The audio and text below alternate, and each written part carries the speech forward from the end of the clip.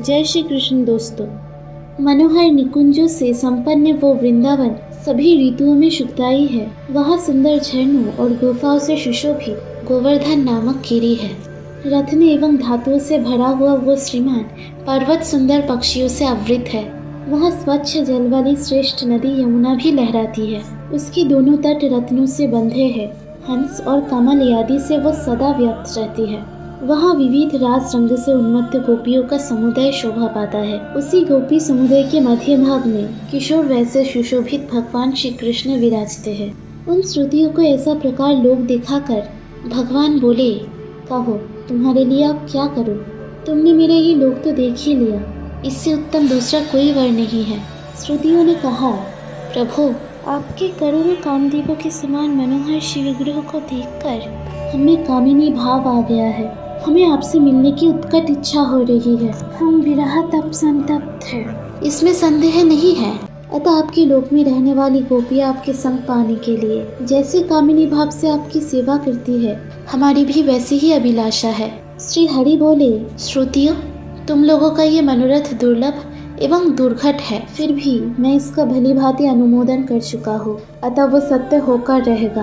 आगे होने वाली सृष्टि में जब ब्रह्मा जगत की रचना में संलग्न होंगे, उस समय सरस्वत कल्प बीतने पर तुम सभी श्रुतियों व्रज में गोपियाँ होंगी। भूमंडल पर भारतवर्ष में मेरे मथुरा मंडल के अंतर्गत वृंदावन में रास मंडल के भीतर मैं तुम्हारा प्रियतम बनूंगा। तुम्हारा मेरे प्रति सुदृढ़ प्रेम होगा जो सब प्रेमों से बढ़कर है। तब तुम सब श्रुतियाँ मुझे पाकर सफल मनोरथ होगी। श्री भगवान कहते हैं, ब्रह्मा जी पूर्व कल्प में मैंने वर दे दिया है, उसी के प्रभाव से वे श्रुतियाँ ब्रज में गोपियाँ होगी। अब अन्य गोपियों की लक्षण सुनो। त्रेता युग में देवताओं की रक्षा और राक्षसों का संहार करने के लिए मेरे स्वरूपभूत महापराक्रमी श्री रामचंद्र जी अवतीर्ण हुए थे। कमल लोचन श्री राम ने सीता के स्वयंवर में जाकर धनुष तोड़ा और उन जनक नंदिनी श्री सीता जी के साथ विवाह किया। उस अवसर पर जनकपुरी की स्त्रियां श्री राम को देखकर प्रेम विहल हो गई। उन्होंने एकांत में उन महाभाग से अपना अभिप्राय प्रकट किया, हे प्रभु आप हमारे परम प्रियतम बन जाए। तब श्रीमान राम ने कहा, सुंदरियों तुम शोक मत करो, द्वापर के अंत में मैं तुम्हारी इच्छा पूर्ण करूंगा। तुम लोग परम श्रद्धा और भक्ति के साथ तीर्थ, दान, तप एवं सदाचार का भली भांति पालन करती रहो।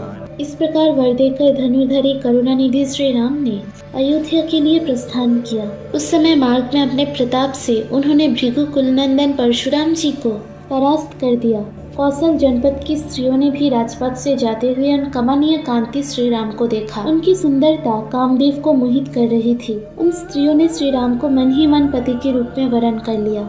उन समय सर्वज्ञ श्री राम ने उन समस्त स्त्रियों को मन ही मन वर दिया, तुम सभी ब्रज में गोपियाँ होगी और उस समय मैं तुम्हारी इच्छा पूर्ण करूंगा। फिर सीता और सैनिकों के साथ रघुनाथ जी अयोध्या पधारे।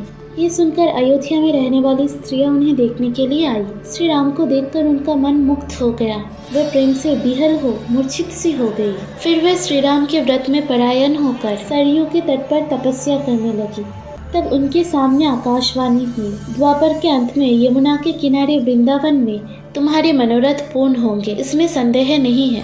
जिस समय श्री राम ने पिता की आज्ञा से दंडक वन की यात्रा की, सीता तथा लक्ष्मण भी उनके साथ थे और वे हाथ में धनुष लेकर इधर उधर विचार रहे थे।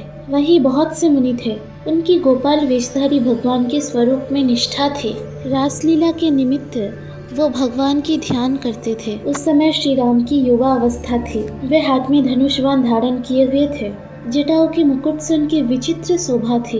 अपने आश्रम पर पधारे हुए श्री राम में उन मुनियों का ध्यान लग गया। वे ऋषि लोग गोपाल वेशधारी भगवान के उपासक थे, अतः दूसरे ही स्वरूप में आए हुए श्री राम को देखकर सबके मन में अत्यंत आश्चर्य हो गया। उनकी समाधि टूट गई और देखा तो करोड़ों कामदेवों के समान सुंदर श्री राम दृष्टिगोचर हुए। बाकी की कथा सुनिए अगली पार्ट में। राधे राधे।